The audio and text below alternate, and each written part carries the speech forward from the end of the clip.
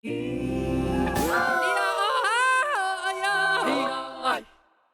at the National Immigration Agency in Taipei, which is pushing to get people who've overstayed their visas out of the country. U.S. House Speaker Kevin McCarthy fires back at Beijing's warning not to visit Taiwan. Drilling for offshore wind turbines disrupts dolphin ecosystems. Plus, games, and more games. That's what's happening at the 2023 Taipei Game Show. We're here on the first day to check out all the fun.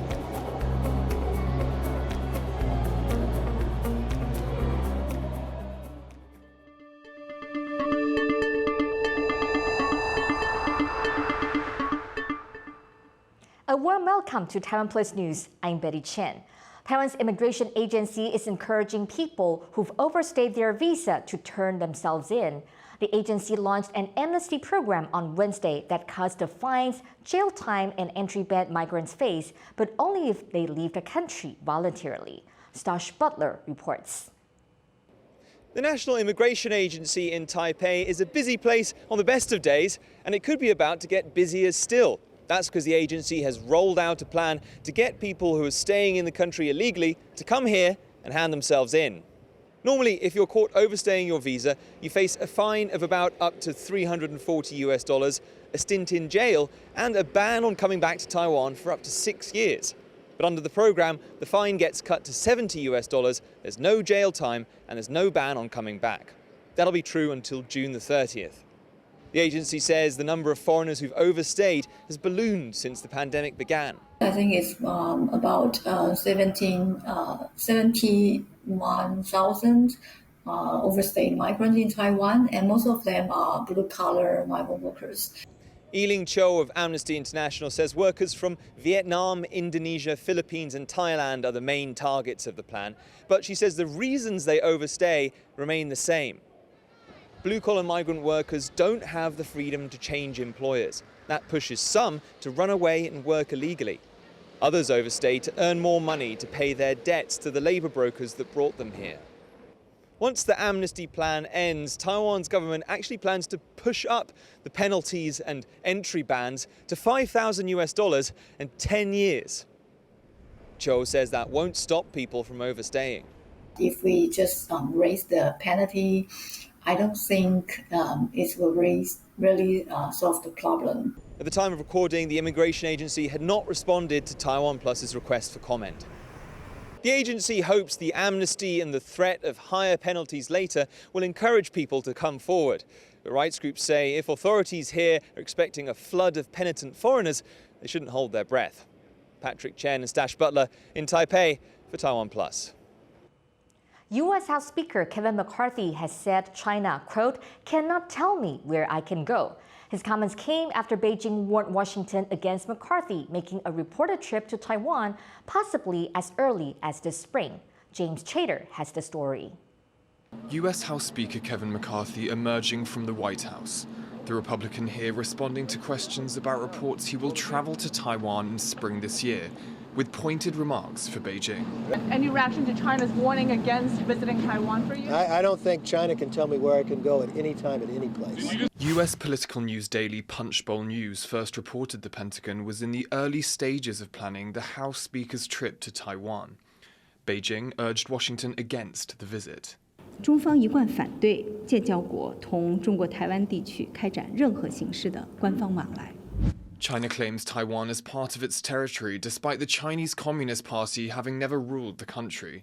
Last August, then US House Speaker Nancy Pelosi became the highest-ranking American official to visit Taiwan in 25 years. In response, Beijing conducted live-fire missile exercises around Taiwan, launched cyber attacks against Taiwanese organizations, and suspended exports of Taiwanese products to China. On McCarthy's reported visit, Taiwan's foreign ministry told TaiwanPlus, Taiwan's representative office in the US maintains a good relationship and close communication with the office of Speaker Kevin McCarthy. As to whether the two sides have met, in line with U.S Taiwan practice, we cannot comment at this time. But Taiwan did not confirm Pelosi's visit to the country until she had touched down in Taipei. U.S. Secretary of State Antony Blinken will meet with Chinese officials in Beijing in the next few days. Speaker McCarthy's comments the latest sore spot in an already tense relationship between Washington and Beijing. Howard Zhang and James Chater for TaiwanPlus. President Tsai Ing-wen says she hopes for closer military cooperation between Taiwan and the U.S. in the face of Chinese aggression. She made a comment in a meeting with retired U.S. Admiral Philip Davidson on Thursday. Davidson was in the news recently when he said China would invade Taiwan by 2027. Tsai also told Davidson about Taiwan's revamped national defense strategy. 面对威权主义的扩张，台湾必须提升自我防卫能力，才能确保国家安全，并且守护民主自由的价值。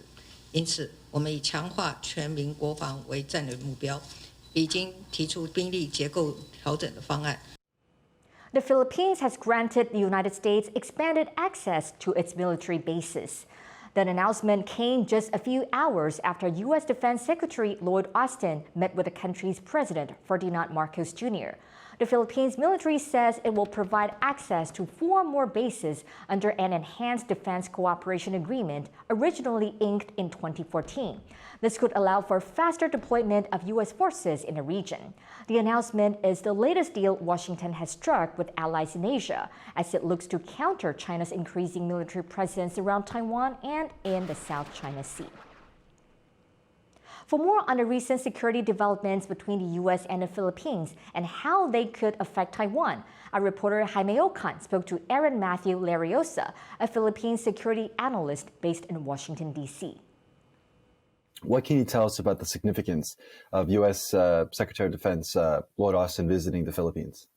The U.S.-Philippine alliance has been going through a lot of searching for its new purpose, especially with recent tensions in the region. Taiwan is a big part of that. The United States, with the Philippines, only mutual defense treaty in Southeast Asia to have that. And with the Philippines being crossed on the first island chain, it's in a very crucial position.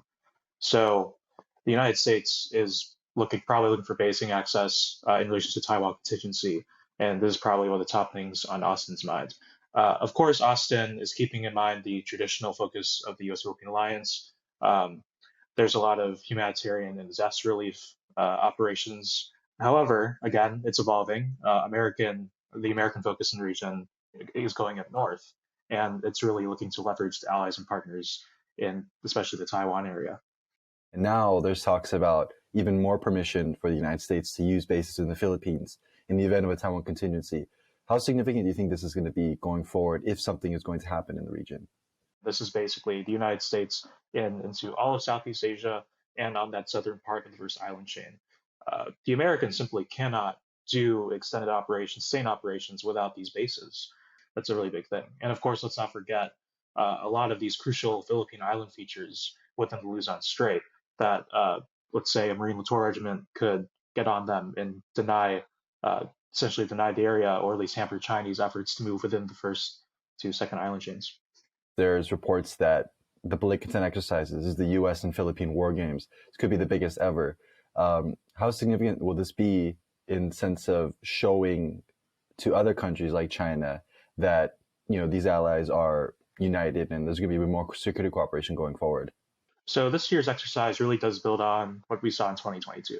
2022 was a really big year with the Philippines and its partners in terms of security and really pushing that point forward.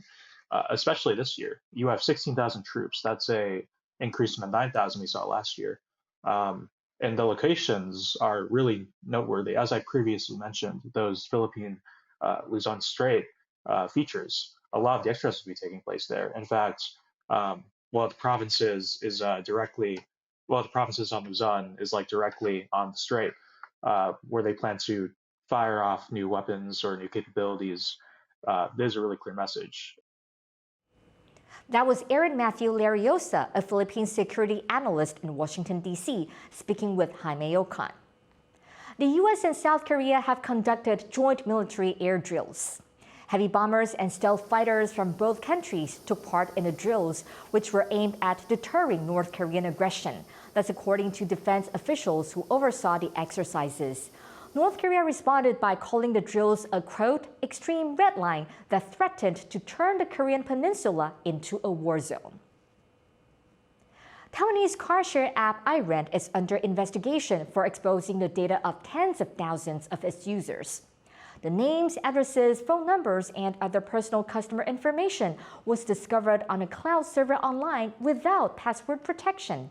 The data was accessible until the news outlet TechCrunch alerted Taiwan's digital ministry. Investigators say the company must provide proof it's found the source of the problem, corrected it, and informed people affected before Friday. iRent could face a fine of close to $7,000 if investigators find violations of the Personal Data Protection Act. The firm's parent company, He Motors, is one of Taiwan's largest conglomerates. To learn more about the iRent link and what it means for Taiwan's data security, TaiwanPlus reporter Jeremy Olivier spoke to John Eastwood, a senior partner at Iger law firm in Taipei. This is just the latest in a string of high-profile data leaks in Taiwan in both the public and private sectors. In addition to iRent, there was also a leak at Taiwan's Health Insurance Authority last month, and another one at China Airlines before that. So given this, does Taiwan have a data protection problem? Taiwan's actually pretty good. And I think that although its fines are a bit low, in terms of trying to encourage companies to actually protect the rights of individuals, the problem is that from that standpoint, they're not quite, the law could be improved. But from another standpoint, which I think is really important, is that there's criminal time for people who really are bad actors and misuse the information. And I think it gives you a real good opportunity. I mean, you can tweak the law a little bit, but it is a good law. The Taiwan laws are actually pretty good. The fine that's being threatened against iRent, around $7,000 US, is very low. Is this really a deterrent for other companies that also handle lots of consumer data? The fines for this are really not likely to be very much at this stage. There's no sense that iRent did this for any gain other than the fact that they obviously didn't pay enough to their IT people to go secure this. So it's not good, but it's also maybe not as bad as it might otherwise be. Given that there are potentially tens of thousands of people whose data has been leaked in this incident, can these affected individuals, sue iRent after they've been notified by the authorities? What are their legal options once they're made aware of the fact that their data has been leaked? As far as civil liability is concerned, it's worth noting that it might be hard for customers to demonstrate harm, actual damages in a situation in which a big mistake was made, but they weren't directly hurt by it yet. I mean, the thing is that right now the sense is that a security consultant found the problem, reported it, and action is being taken. That was Iger senior partner John Eastwood speaking with TaiwanPlus reporter Jeremy Olivier. Taiwan's Environmental Protection Administration has tightened the rules around levels of noise pollution from offshore wind drilling. But environmental groups feel the regulations still let foreign companies off the hook. Sally Jensen reports. Digging deep into the ocean floor. This machine is drilling holes in Taiwan's seabed to install new wind turbines. Noise from the drilling can reach 160 decibels. That's louder than a gunshot, a heavy metal concert, or a jet plane taking off. This is an area with diverse marine wildlife. The bottlenose dolphins that live here can become stressed in noisy environments. 没有达到我们尊重环境的这样子的这个事实，那我认为它就是一个严重的违反了环境伦理的这样子的一个作为。 Taiwan's Environmental Protection Administration recently tightened regulations on noise pollution from ocean drilling. But conservationists say the adjustment is too shallow. 在我们看来，不能超过就不能超过，所以它的方法是放宽。 In Europe, surveys on how the noise affects dolphins extend 20 kilometers in scope. In Taiwan, they only have to be 1 kilometer. Environmental activists say the foreign offshore wind companies are exploiting Taiwan's relatively lax noise regulations. 我们提出的疑问就是，为何在这些开发商的母国，他们都做得到，一旦来到台湾开发之后，这些外商就都做不到了。 The The EPA says that the rules around marine noise pollution have been clarified, not relaxed. They say they have already handled 7 cases of offshore wind violations.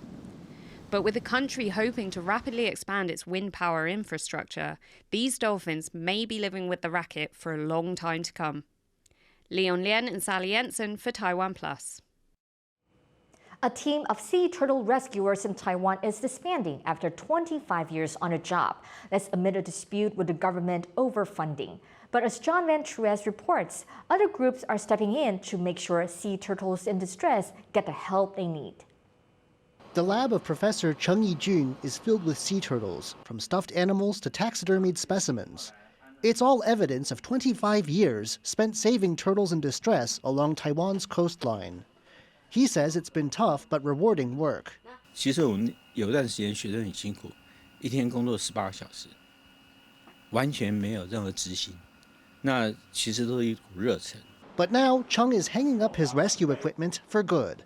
Last year, the government's Ocean Conservation Administration, which is responsible for funding teams like his, scrapped subsidies, opting to have teams compete for funding through a bidding system instead. Cheng says his team went 4 months without funding, racking up tens of thousands of U.S. dollars in debt and leaving him feeling disrespected. 被你政府霸凌到说玩不下去了，那很简单啊，那就我们就关门嘛，我们就回归实验室本质，就好好做研究。But the Ocean Conservation Administration says it has given Cheng's team close to $300,000 U.S. in the 3 years it's overseen turtle rescues. It also paid close to $32,000 U.S. to improve the lab's holding tanks for injured turtles. 我们真的非常感谢那个陈老师他对海龟的长期的这个贡献，那也协助我们照顾了非常多的这些海龟。那我们并没有质疑陈老师的专业。With Cheng's team out of the picture, it has fallen to other animal protection groups to pick up the slack. They rescued 13 stranded turtles in January. But a bitter rift in Taiwan's wildlife-saving community shows no signs of healing. Howard Zhang and John Van Trieste for TaiwanPlus. Coming up after a break, a nice meal out is going to cost you. Find out how when we come back.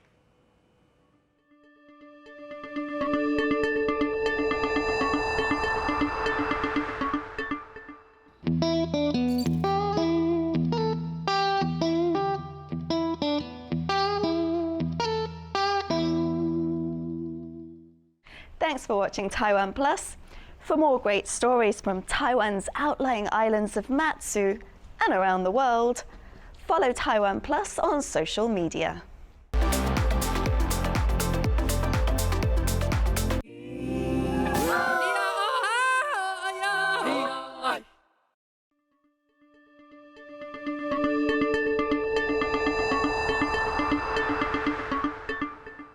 Welcome back. You're watching TaiwanPlus News. It's a story that is affecting people all around the world: inflation and low pay. Now, people in some countries are taking to the streets. The UK has seen its biggest strike in 10 years. Thousands of schools were shut and train networks disrupted on Wednesday, as up to 500,000 British workers marched for better pay. The protests are over the cost of living crisis, which has impacted the finances of millions of people across the country. Louise Watt reports. Teachers, civil servants and train drivers. They're among the almost 500,000 workers who went on strike on Wednesday, the biggest such action Britain has seen in over a decade. The strikers want the government to provide better pay after the cost of living crisis has brought things to breaking point. Teachers are striking in England and Wales today because there has been, over the last 12 years, a really catastrophic long-term decline in their pay. Teachers have lost 13% over that period. That's, in real terms, a huge amount to lose. And that is causing a recruitment and retention crisis in our schools.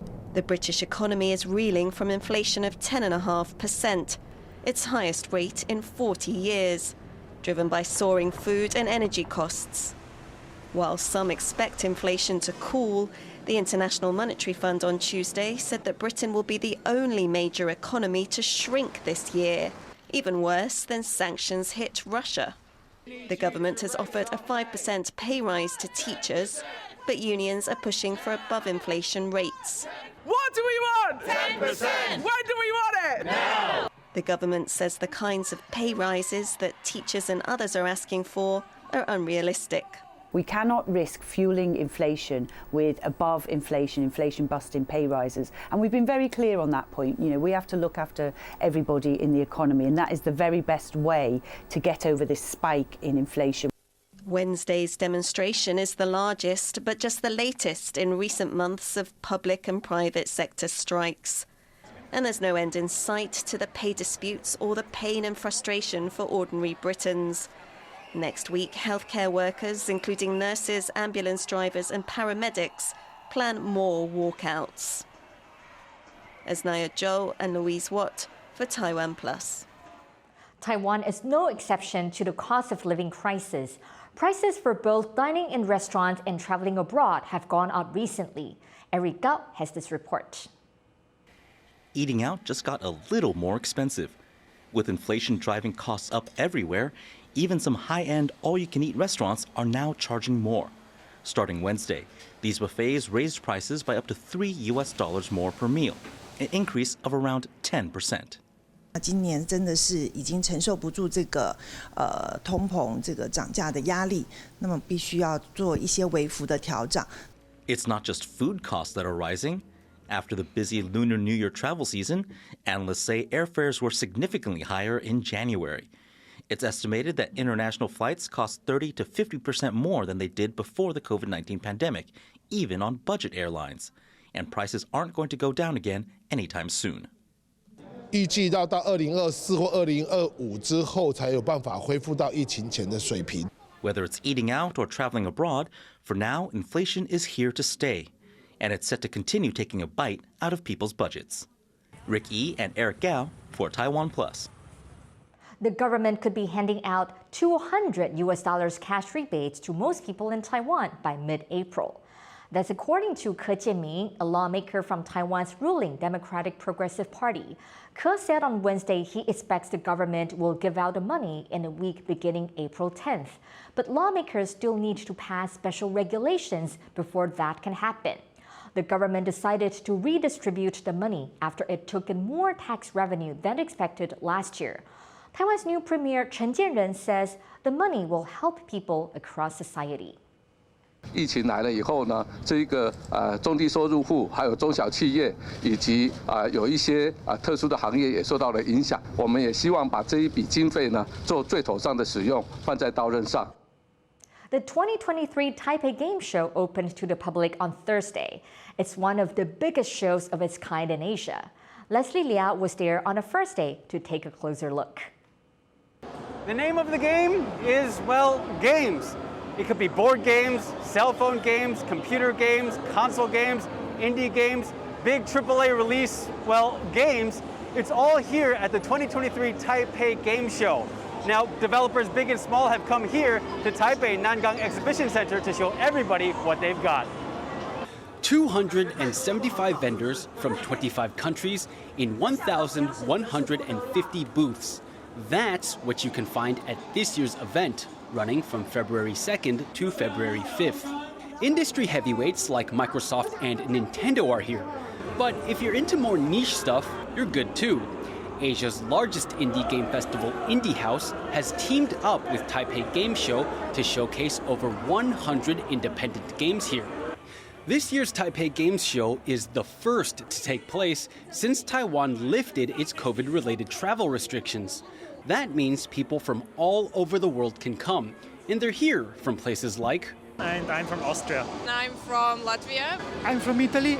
This year's event is immersive, with scenery straight out of video games and people cosplaying as popular game characters. So it's not so much a show as it is an experience, and people are having a great time. I think it's really cool, and I see energy here, and people here are really cool, and I really love it.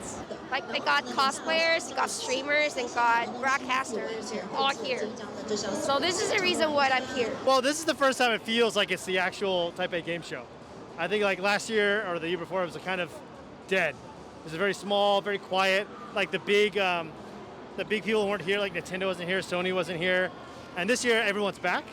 but everyone's wearing masks, so it feels like we're kind of there but not there.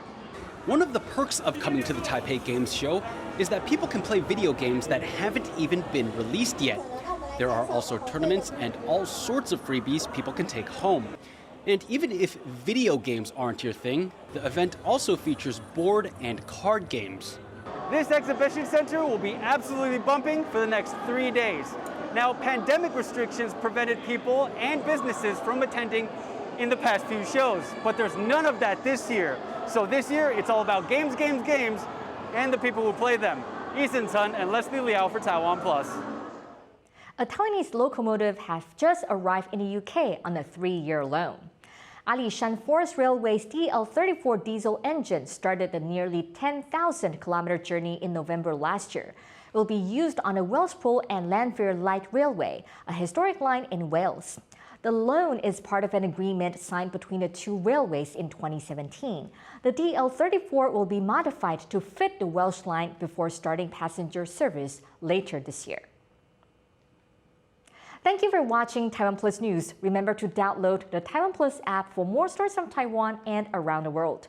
Finally, today we leave you with images of cherry blossoms on Yangmingshan in the north of Taiwan. I'm Betty Chen. Take care and see you next time.